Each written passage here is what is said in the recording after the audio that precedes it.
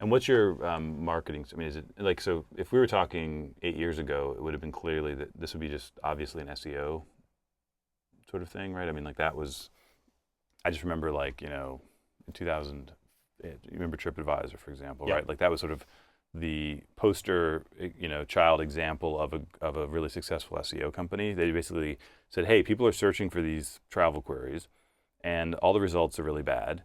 Let's provide some better results. And then they sort of got this really nice flywheel going where they sort of, Google liked their results, would list them high up. People would come into the site, they would leave reviews, the content would get better, they get ranked even higher. And that was a company that, like, I think they raised $2 million or something and sold for 250 and probably are worth a lot more now or something. And I think they're going to spin out. Spin out, yeah. Did they spin out? I think they're going to or something, yeah. But they were sort of like, and then after that, I remember like in 2003 to 6, like then there was like Yelp, and everyone was like, the SEO was like this, in the way mobile is today, like everyone was like, now we're gonna do this like new, I sort of feel like personally, like now, the search engines have been so gamed, and there's been so much kind of link equity, Google juice, whatever, built up by all these people that maybe don't deserve it anymore. That it's very hard for a startup to break in through SEO. I mean, so I'm just curious, like, is SEO you think is your primary kind of distribution channel? I'd say today, yeah, definitely early on, it's the primary distribution channel. It is, okay. And we have. And are you worried about the fact that that it's not maybe a meritocratic SEO world anymore, or are you just sort of an optimist about that, or? I mean, even if you have the best, I mean, my fear would be you have the best content, but you don't get rewarded accordingly. I mean, without question, when you rely on, and it's primarily Google, right? And so. Well, it's much more than, and people say 70% Google is 90% Google. Those numbers are not 85%, right. yeah. Yeah, I mean, everyone who actually has referrer logs knows it's much higher, but yeah. Yeah, I'm not quite sure people are getting that from, but well, ComScore says 70 because, but I think it's widely believed that Google tries to keep that number down so they don't get scrutiny or whatever, and so but everyone has referrer logs knows it's like 90% or whatever. Yeah, for us it's 85. So 85 search. So maybe it's only about maybe it's 80. 82. Yeah, and you don't like it, when you have we have extremely long tail, but when they change your algorithms, like when they did Panda, which I think was a brilliant. I mean, in some ways, Google created this mess. I mean, they have a tough problem, right? Yeah, I mean, they have a really tough problem, but they created the problem of, you've got AdSense over here. Yeah. You can make 10 cents. It costs you a penny to generate, so you got arbitrageurs all over all day long. I think Panda wiped out a lot of those people. Mm-hmm. And then I think they can detect the backlink. Did you guys benefit from Panda? Yeah, mm-hmm. We went up 25% the next day, so that was good. Yeah. But you always have the fear of what one person's, you don't know how their algorithms. Their algorithm may take, you may be a perfectly legitimate site, and for whatever reason, go down. We've gone down. I mean, I'm an investor in Stack Overflow, if you know, and they have great. I don't know if you're familiar, but they have great content for programming stuff, other things, and they actually often get beat by people that simply scrape their content and put it on a spam blog or whatever, and it's literally their content ranks higher on search engines than they do.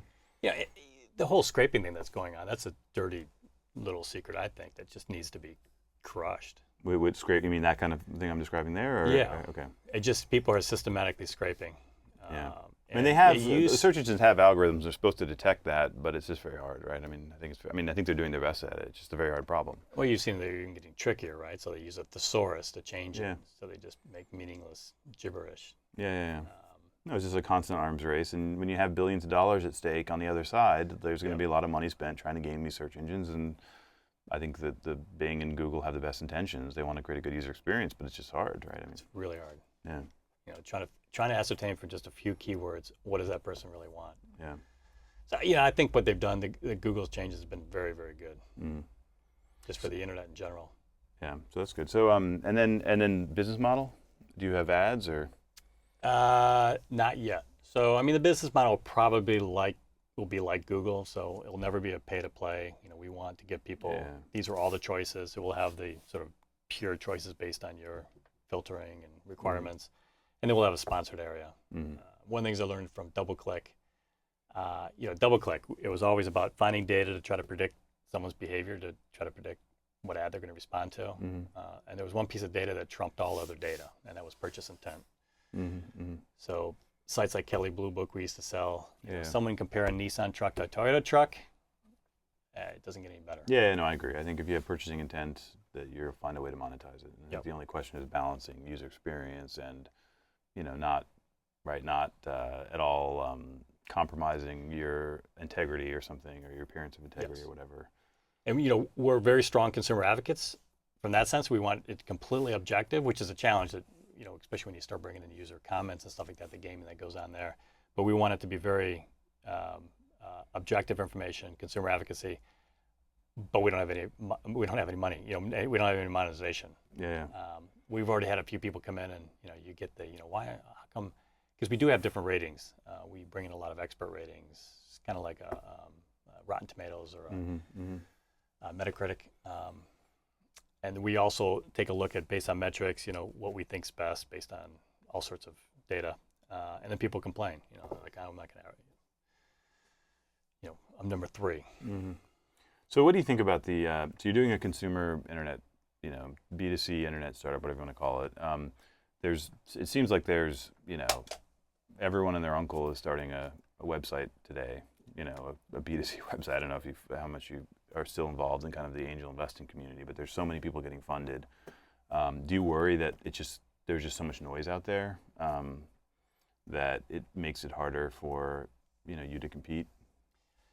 So one of the knocks against us for let's say a year ago, we started talking about people raising money, was that we're so broad. I mean, our competitors are 10,000 niche sites. Yeah.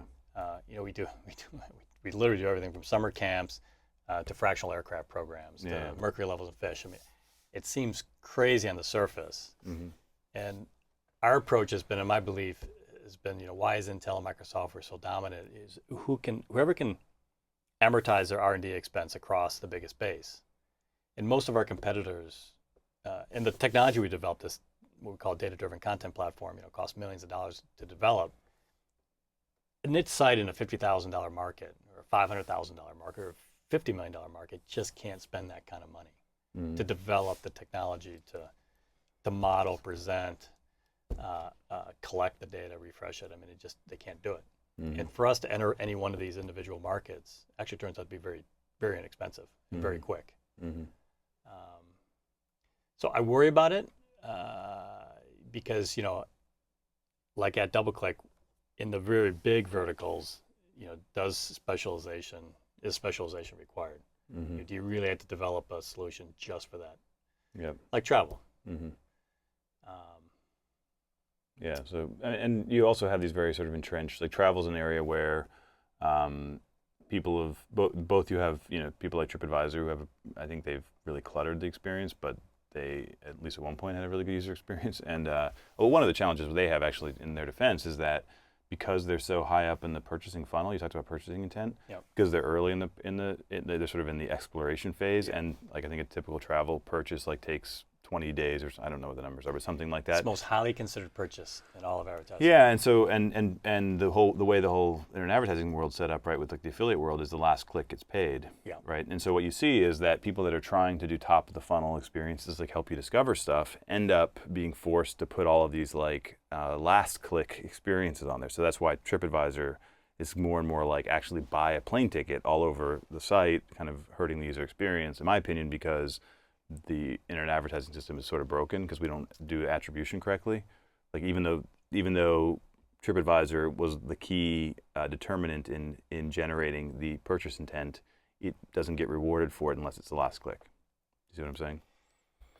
Yeah, I mean that was always a challenge at DoubleClick was at the top end of the funnel, the branding, and we could prove branding scientifically. We could prove that this branding experience resulted down the path, 6 months. But I mean, how are you going to deal with that? Somebody goes to FindTheBest. We're lucky. We're at the bottom.